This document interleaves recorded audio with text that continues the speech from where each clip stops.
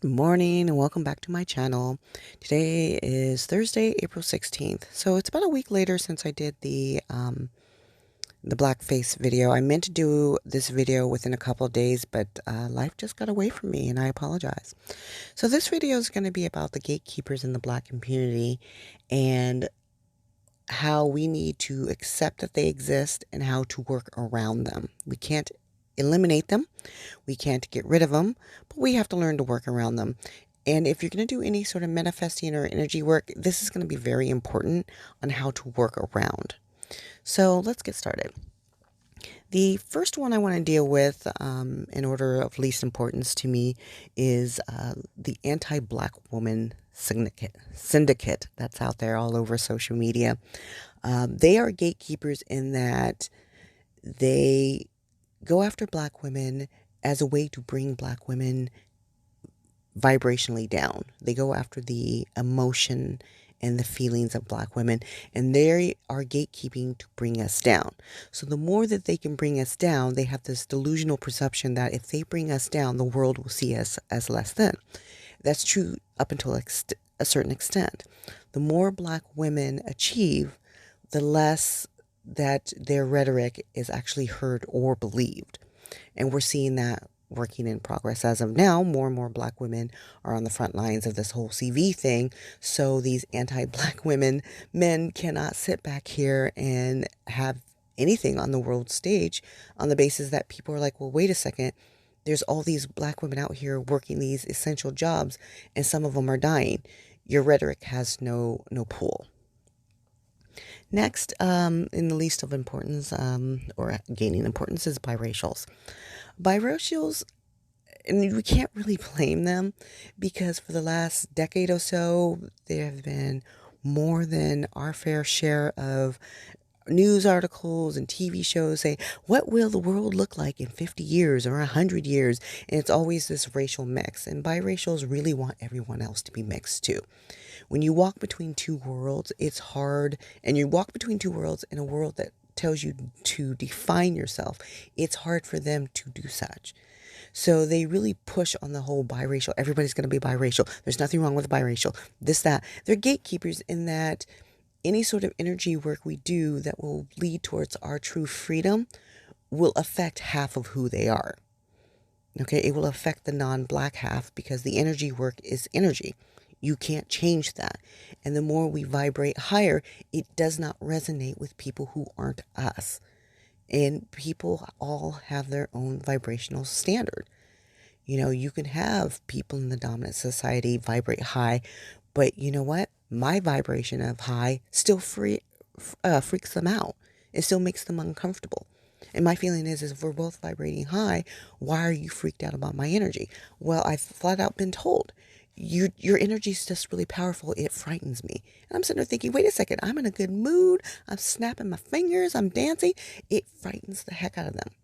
So half of who they are does not vibrate at the same energy level as the other half in a natural homeostasis state. So that's what makes them a gatekeeper. The next gatekeeper is the alphabet mafia. And we see this with the mayor of Chicago.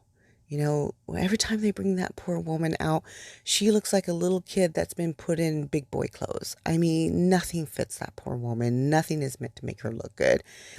And they are the gatekeepers because they see themselves as their sexuality before they see themselves as black. And a lot of that has to do with the black community as well, because the black community, as a general rule, aren't very accepting of them.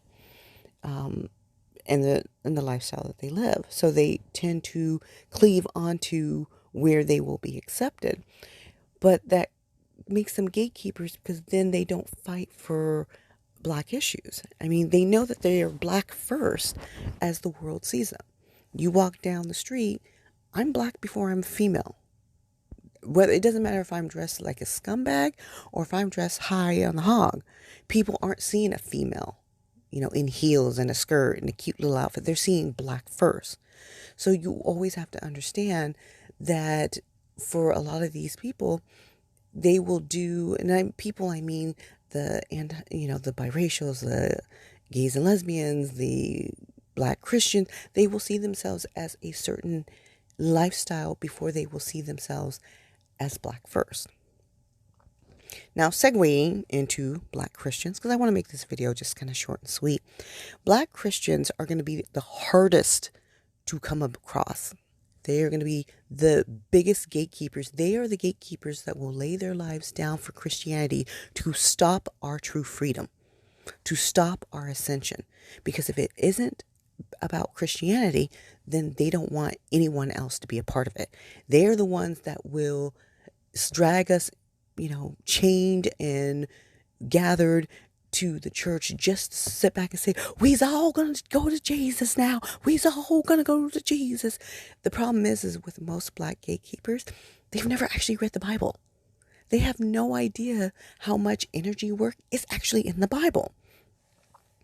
And so they assume that, if you don't believe their limited knowledge of Scripture, then you're bad and evil and witch and this and that. And there is a scripture in there where Jesus says, a particular person asked Jesus, I should really just find the scripture, so give me a moment here. You will, when the person asked, hold on, we'll do,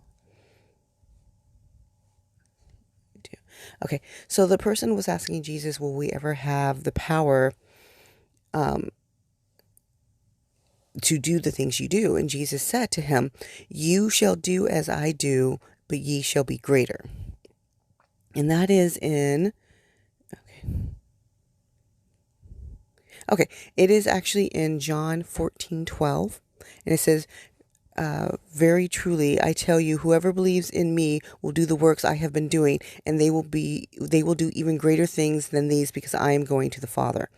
So even though they're saying, oh, it's witchcraft, it's evil, it's Satanist, we will do as Jesus do, and ye shall be greater, is basically the basis of that.